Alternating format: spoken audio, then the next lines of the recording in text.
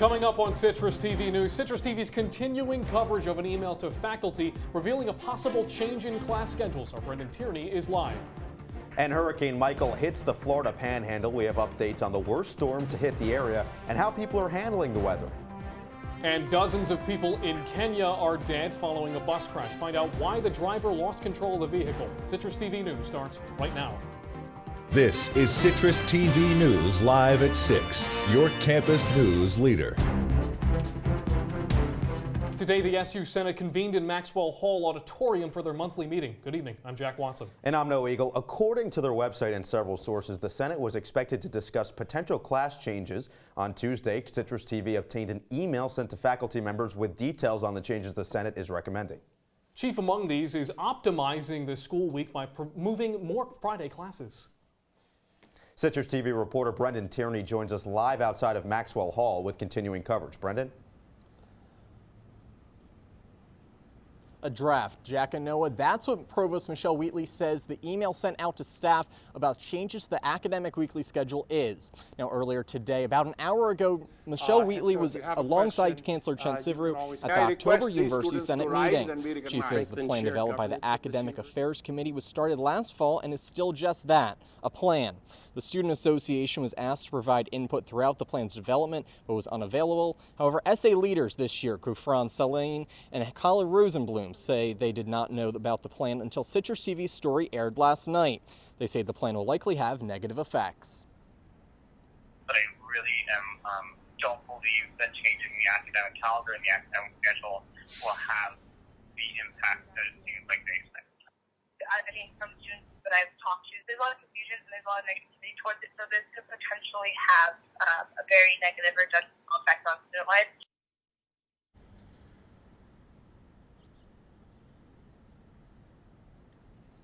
Provost Wheatley says input to the plan will be requested across campus. The current academic calendar expires in 2020, so a new plan will have to be passed. What that looks like is not yet known. Reporting live outside of Maxwell, Brendan Tierney, Citrus TV News. Our Citrus TV reporter Brendan Tierney. Brendan, thank you. We move now to Florida. Right now, Hurricane Michael is at the Florida Panhandle and was very recently downgraded to a Category 3, Jack. And according to local officials, this is the first time a storm this strength has hit the area. Here to tell us more about Hurricane Michael and what we can expect is Citrus TV weather anchor Amber McElrath. That's right. Hurricane Michael is a Category 3, but winds were strong enough that it was almost labeled a Category 5 at its strongest. Over the past few days, local officials urged residents to get out while they still could, stressing the severity of the storm. Hurricane Michael is a deadly Category 4 storm. This is the worst storm that the Florida Panhandle has seen in more than 100 years. Again, this is the worst storm that our Florida Panhandle has seen in a century. Michael has been downgraded to a Category 3 as it moves through Georgia and Alabama. 20 million people are estimated to be under either a hurricane watch or a warning. Utility companies are reporting almost 120,000 households are without power. The main concerns are flash flooding, storm surges reaching up to 14 feet, and destructive winds. Michael's winds are still reaching about 125 miles an hour. Michael is predicted to move through southeastern Alabama and southwestern Georgia throughout the evening. Citrus TV will keep you updated as the storm develops. Thanks so much, Amber. SU announced it is celebrating National Arts and Humanities Month, which aims to celebrate culture in America. This month, the university will host a symposium featuring several lectures on the subject, including a lecture by author Margaret Atwood, the writer of the best-selling dystopian novel The Handmaid's Tale. The group Americans for the Arts began celebrating the themed month in 1993. And you may have noticed hundreds of cups on the quad today. That's part of the Office of Health Promotion's campaign during Domestic Violence Awareness Month. Signs around the grass highlighted assault statistics and related them to SU. The teal cups represent the projected number of SU students who may be sexual assault victims by the time they graduate. Well, from SU student to entrepreneur, the CEO of Sidearm Sports has built his company entirely on the SU campus. But now the company is moving downtown. Citrus TV reporter Carmella Boykin is in studio with us to explain what sparked the change and when it'll come. Thanks, Noah. Although the typical path for a Syracuse student is to graduate and leave the SU campus, that's not what happened for this SU alumnus. CEO of Sidearm Sports, Jeff Rubin, began his career building his own website development company that eventually took on the SU sports department as a client. Since then, the company has skyrocketed and manages over 1,000 websites for college sports teams nationwide. But Rubin says because of this growth, he knew it was time for the company to move off campus. The university has done so much to support me over 18 years, and I don't know if they were going to kick me out, and so I had to make that decision to kick myself out, right? Rubin says the move also comes from his respect for the university. My staff of 68 is bigger than the iSchool staff, right? And so we're all fighting for conference rooms in this space, and this is an academic institution, and academics has to come first. Rubin says the new space downtown will promote growth, as the location will be more appealing for new hires. I think to recruit the talent, being downtown really helps, and then to retain talent. I mean, the average age, I haven't done a study, but my guess is we're young 30s for the average employee here. And so to be downtown in the heart of the city where all the restaurants and the bars, the employees are going to love it. They get to go to work, and then they can go out with employees or their friends and meet up for a drink. It's just going to bring a whole new set of opportunities to the culture of Sidearm. And that's what Rubin says the move comes down to, giving back to staff members who've worked for years in less than ideal conditions. I get to say thank you to all the employees that have put up with these cramped quarters for so many years. They've never complained about this and the space that we're in when they see where some of their peers are working and the space they got. So it really is a thank you. Thank you for putting up with this. And now in return, we're just going to give you what we think is going to be one of the best spaces downtown. And that space is in the State Tower, the tallest building downtown. While they're still currently working out of the iSchool, the move is expected to be completed by December 17th. Jack and Noah, back to you. Great stuff as always, Carmella. A suspect in 2 separate shootings that left 1 person dead and 2 injured in Rochester is dead. An investigation into the shootings led a high-speed police chase seen here in this intense video. Rochester police say a gunshot killed the suspect, but it's not yet known if the shot came from police or if it was self-inflicted. Police have yet to release the name of the suspect. A 26-year-old man from Syracuse and a man from Puerto Rico are pleading guilty to a phone scam. They are accused of threatening to kill the family members of people who answered the phone, and the men allegedly called people around New York and got $14,000 from at least 55 victims. A third man is also being charged with the case, still awaiting a decision. And new details in this weekend's limousine crash that killed 20 people. State police say the son of the owner of the limo company is now in custody. Police arrested Nauman Hussein at a traffic stop outside of Albany. The charge against Hussein is criminally negligent homicide. The company received code violations for brake problems in the past, as well as criticism for keeping vehicles with several problems. The Syracuse Common Council approved a 3-year deal with the police in an effort to keep schools safer. The district will foot the bill to put officers in school with a salary starting at around $93,000 a year. The council also voted Tuesday to renew the city's gunshot detection technology for another year. The tech is designed to pinpoint the exact location of gunshots and relay the location to officers. And police in upstate New York arrested 18-year-old Keenan Davis for the fatal stabbing of Christopher Hickey. The attack allegedly happened in Syracuse early Sunday morning. A witness told police that Hickey was trying to protect his sister from her boyfriend. Hickey was just 19 years old. Former New York Representative Anthony Weiner will be released from federal prison 3 months early due to good behavior. Last September, Weiner was sentenced to 21 months for sending inappropriate messages and pornography to a 15-year-old girl in North Carolina. Now, federal prisoners are not eligible for parole, but can be released 54 days early for good behavior. His initial release date was in May of 2019. The toys collecting dust in your attic might find a new home this week. The Vintage Toy Buying Show travels around the country purchasing old collectibles and has stopped in Syracuse. Vintage toy expert Joel McGee says to expect people to bring a wide variety of figurines, comic books, and memorabilia to the show. The show is free to attend and runs through Saturday at the Residence Inn in East Syracuse.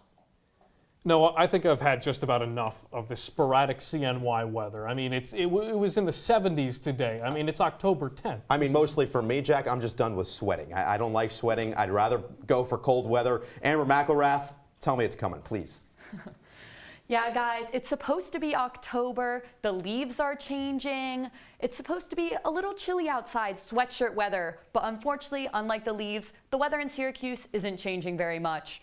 Right now, 76 degrees. It feels like 80 though, which is weather we were seeing when we first got back to campus. There is a little bit of a wind, south 9 miles per hour, so it might be a little chillier, but it's still hot outside, like you said. And the rest of central New York is also having the same problem. Mid to high 70s pretty much everywhere else, getting a little warmer in Rochester, 80 degrees, and getting a little cooler in Binghamton and Cortland.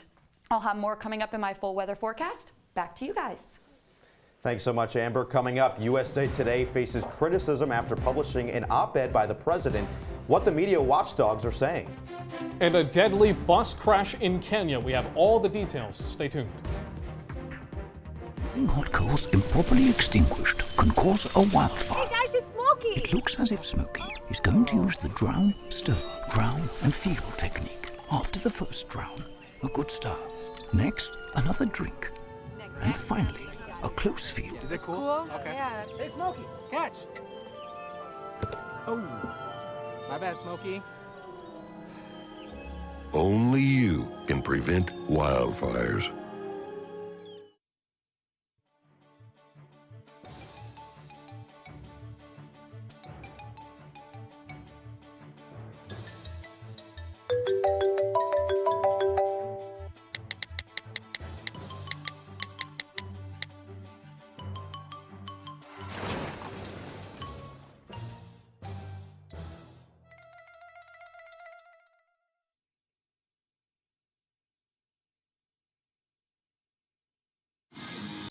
If you see news happening on campus, in Syracuse, or across the nation, call the Citrus TV Newsroom, 315-443-1177, or tweet at CitrusTV News, your campus news leader.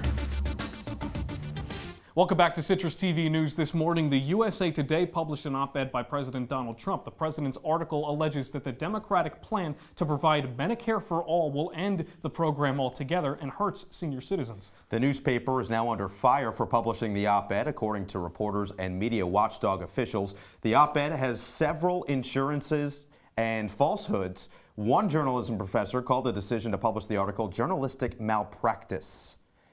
Congressional aides involved with planning a meeting between Deputy Attorney General Rod Rosenstein and a joint House panel will not happen this week. The House Judiciary Committee, as well as the Committee on Oversight and Government Reform, were originally set to meet with Rosenstein on Thursday. This comes as part of their joint investigation into alleged ties between the president and Russia. Sources say a dispute over the terms of the meeting caused it to fall through, and the meeting is now postponed indefinitely.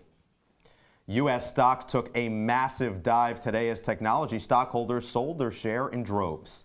Today marked the largest drop in Dow Jones Industrial Average since February. The Dow dropped 818 points today with a loss of over 3% at closing. This comes as rising interest rates continue to boost Treasury yields.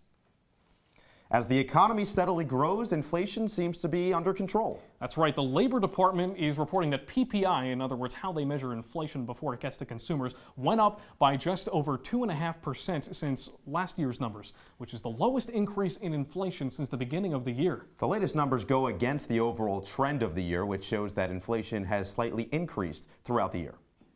And today, the Justice Department approved a merger between CVS and Aetna worth $69 billion. Aetna is America's third largest insurance company, and the merger will allow CVS to convert their stores into clinics for basic medical service. Experts say the merger is set to fundamentally change the American healthcare industry. And former New York City Mayor Michael Bloomberg has been an independent since 2007 until now. That's right. Today, Bloomberg officially re-registered to vote as a Democrat, and many believe this is a big statement ahead of a potential 2020 presidential run. And after rumors that he would run as an independent in the 2016 election, Bloomberg ended up endorsing Democratic candidate Hillary Clinton. In September, he told the New York Times that he believes only a major party candidate has a shot at the Oval Office. A Mississippi school district in Jackson is apologizing after its marching band performed a controversial halftime skit. Students from the Forest Hill High School marching band dressed as doctors and nurses pointing fake rifles at other students dressed as SWAT team members. This comes only 6 days after 2 Brookhaven police officers were killed in a shootout with a suspect. The director of the marching band has been suspended, and the school has since apologized. And the United States is prosecuting a Chinese government spy operating since 2013. Yan Junshu, a senior officer from the Chinese Ministry of State Security, is accused of conspiring to commit economic espionage and stealing trade secrets. Xu appeared in federal court today in Cincinnati after being extradited from Belgium, and this is one of the few times a foreign spy has been successfully captured and extradited for prosecution in the United States. President Trump recently accused the Chinese government of meddling in the upcoming midterms at the UN General Assembly a couple weeks ago. And according to local emergency services, flash floods on the island of Mallorca off the coast of Spain left at least 10 people dead. A Spanish meteorology agency says 8 inches of rain hit the area over just 2 hours. The heavy rain caused a river to burst its banks. According to authorities there, several roads in the flooded area are inaccessible. No, and the Spanish military says over 100 emergency workers are set to aid in rescue efforts. And at least 50 people are now dead after a bus crash in Kenya. Now, the bus was reportedly on a trip from Nairobi, Kenya's capital city, when the driver apparently lost control on a steep slope. The president of Kenya posted a message on Twitter offering his condolences. He also wished a quick recovery to those injured in the crash. And Mexican authorities rescued 2 African lions and a tiger from their owner in Ciudad Juarez. This comes after the owner was sent to a local hospital on Sunday to be treated after one of the lions attacked him. Authorities say the owner did not have the proper care conditions. The 3 animals lived in the same space as the people living in the house. And the big cats will remain at a center with specialized personnel. A crazy story. And coming up, Sears on the brink of bankruptcy, the department store's latest move. And the former director of Guardians of the Galaxy has a new job. That and more when we come back. They call me Maxie, but I prefer tripod. I was your above-average 4-legged homie, and then wham, bam, minivan. Some people pity me. Now that's lame. I still run, fetch, and swim. And the ladies love me. I'm the ultimate wingman. Just don't ask me to high five.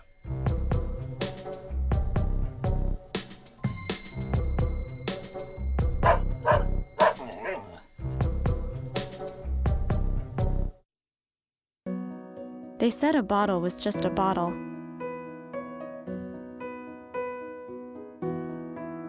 That no one would ever notice me.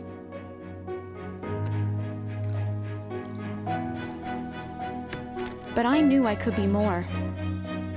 That one day, I would make people smile.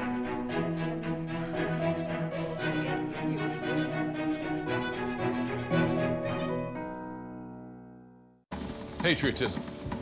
It inspires passionate debate. It's worn like a badge of honor with good reason, because it means love and devotion for one's country. But what really makes up this country of ours? It's the people. To love America is to love all Americans. This year, patriotism shouldn't just be about pride of country. It should be about love. Love beyond age, sexuality, disability, race, religion, and other labels. Because love has no labels.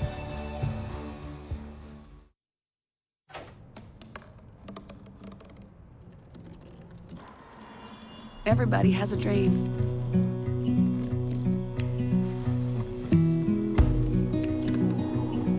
Mine was to see the ocean. And with a little help, I made it.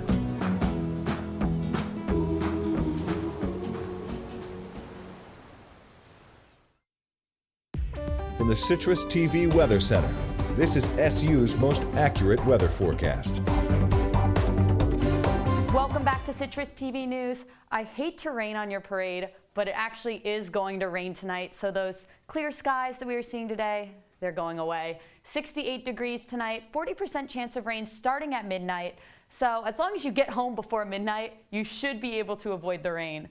But tomorrow, it's pretty much unavoidable. As you can see here on our radar, we have storms going through the Syracuse area into tomorrow morning. They start around 1 a.m. and they continue till 10 a.m., but they are going to continue throughout the rest of the day. If you look at our Thursday day planner, 9 a.m. 72 degrees, noon 73, dipping a little lower at 6 p.m. 67 degrees. But we are supposed to get clear skies at 5, but unfortunately before that it's pretty much going to rain, thunderstorm all day. And if we look at our chance of rain on Thursday, You can see here at 8 a.m., 60% chance of rain. It's going to keep gradually increasing until 2 p.m., where it gets to 90% chance, and then it's going to dip pretty dramatically around 6 p.m. because 6 p.m. to 8 p.m., 5% chance of rain. So like I said, that rain is going to clear up as we get towards the end of the day. So you might need a light rain jacket and an umbrella in the morning because it's still going to be pretty warm even though it'll be raining. Jack and Noah, back to you. All right, Amber, well, it sounds like the colder temperatures are starting to come, and for Sears, the income is already frozen. The department store chain is now trying to get emergency funds to file for bankruptcy. The company is over $130 million in debt, and the payment is due on Monday. CEO Eddie Lampert has tried in the past to maintain the company, partially by using his own money. Stock in Sears at the closing bell this afternoon, just 50 cents. And after being fired by Disney for offensive tweets from several years ago, James Gunn is working on a new project. He is slated to write and direct the sequel to the 2016 DC comic book film Suicide Squad. Gunn directed the 2 Guardians of the Galaxy films for Marvel and now goes to work for the company's longtime rival at Warner Brothers. We go now to Tim Leonard with what's coming up in sports. Coming up in sports, guys, good news on a couple injured SU football players. A big-time Syracuse basketball recruit sets his decision date and an update on the dome renovations. All that and more after this short break. Don't go anywhere. Did you hear about the pony with a sore throat? He was a little horse. Can I tell you a cat joke? Just kidding. Why couldn't the Why was the basketball court all wet? Why? Because the players kept dribbling all over it. Where do cats go on vacation? New York.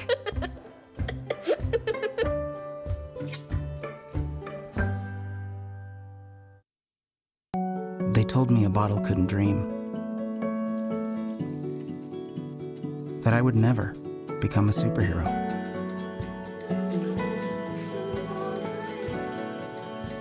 But I learned how to fly. Just to come back in a new disguise and be the hero that I've always wanted to be.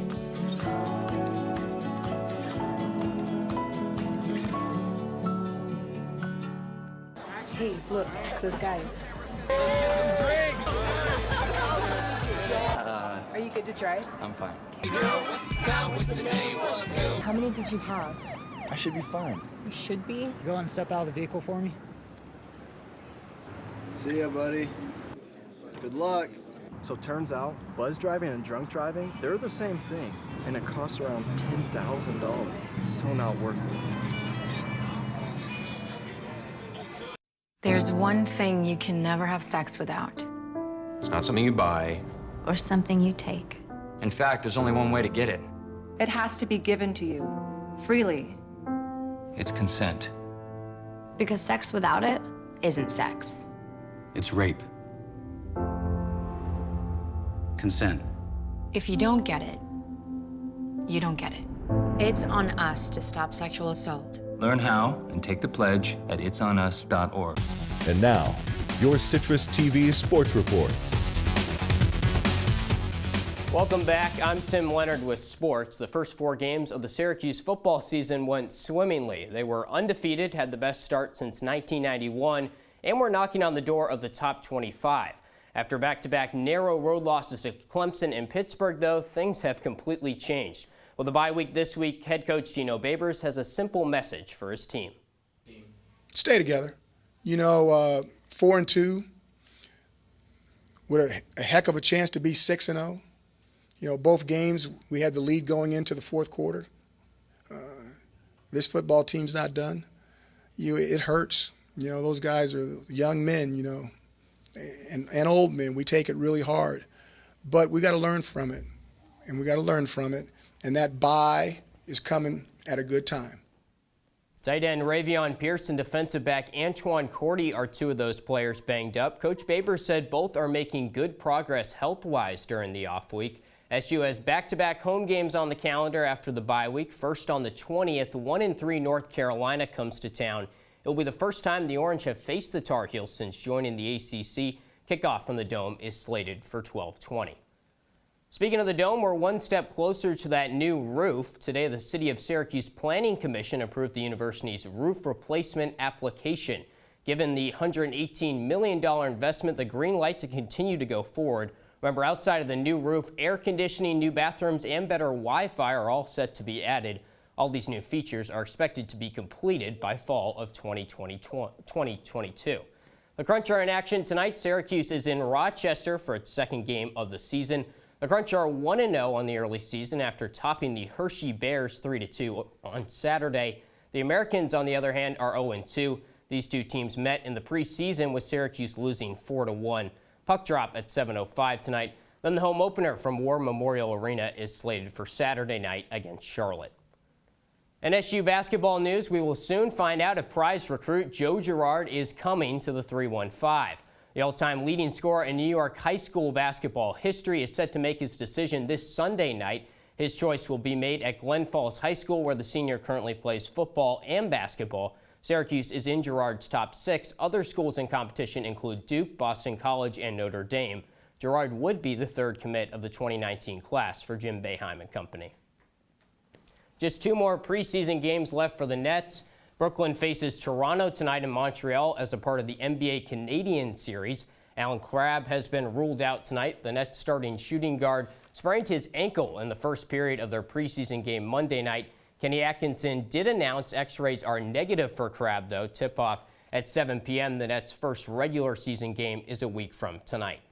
On the pitch, the U.S. women's soccer national team finishes off group stage of the CONCACAF World Cup tonight with a win or tie over Trinidad and Tobago. The U.S. would finish atop Group A. The Americans have already topped Mexico 6-0 and Panama 5-0 so far. Carly Lloyd leads the team with 3 goals to this point. 7:30 start tonight live from the beautiful Cary, North Carolina.